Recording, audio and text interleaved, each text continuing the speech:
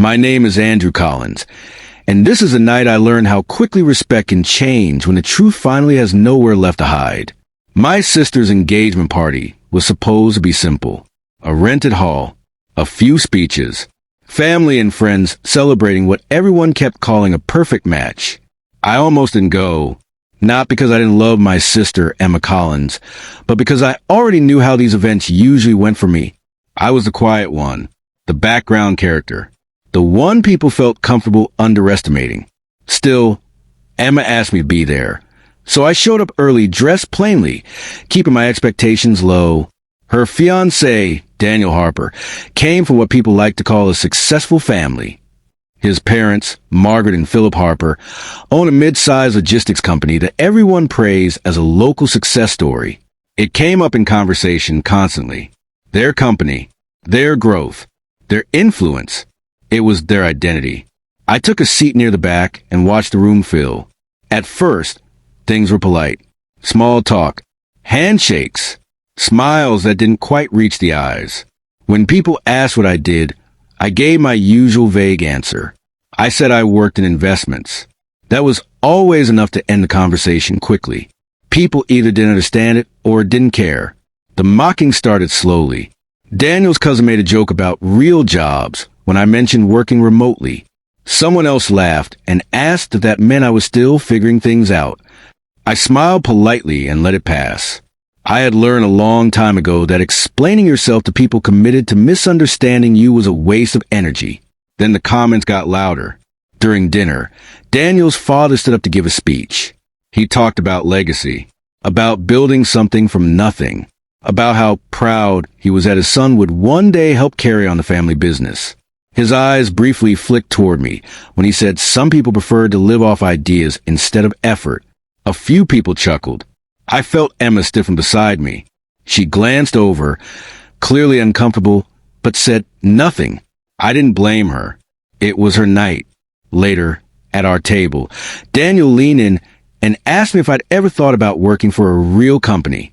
He said it casually, like advice, like he was doing me a favor. His friends watched closely, waiting for my reaction. I told him I was happy where I was. That's when Margaret Harper smiled and said something I'll never forget. Well, she said, not everyone is meant to lead. Some people are just more comfortable watching from the sidelines. The table went quiet. I felt every eye on me. I could have stayed silent. That's what I usually did. But something about the room, the confidence with which they dismissed me, made it clear that silence would only confirm a version of me they had already invented. So I spoke. I asked Philip Harper how the company was doing lately. He brightened immediately and started talking numbers, expansion plans, new contracts. He spoke with pride, unaware of where the conversation was heading.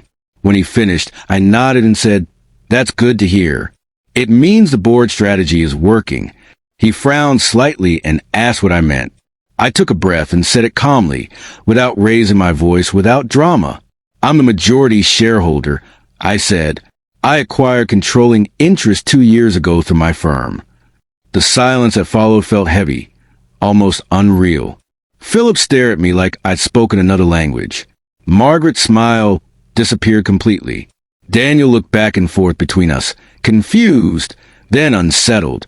I explained gently that my firm specialized in long-term acquisitions, that their company had been struggling quietly before the buyout, that I stayed hands-off by design, that I didn't attend events like this to make announcements.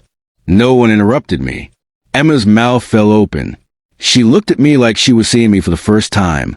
I gave her a small nod, silently apologizing for not telling her sooner. Philip finally spoke. He asked why he hadn't been informed directly. I told him he had been, through legal channels, through emails his lawyers acknowledged. I reminded him that ownership didn't always sit in the loudest chair in the room. No one laughed anymore. The rest of the night felt different. People spoke to me carefully, respectfully. Some avoided me entirely. Daniel barely said a word. Margaret didn't look at me again. Later, Emma pulled me aside. She asked why I never said anything before. I told her I never needed to, that the people who mattered already knew who I was.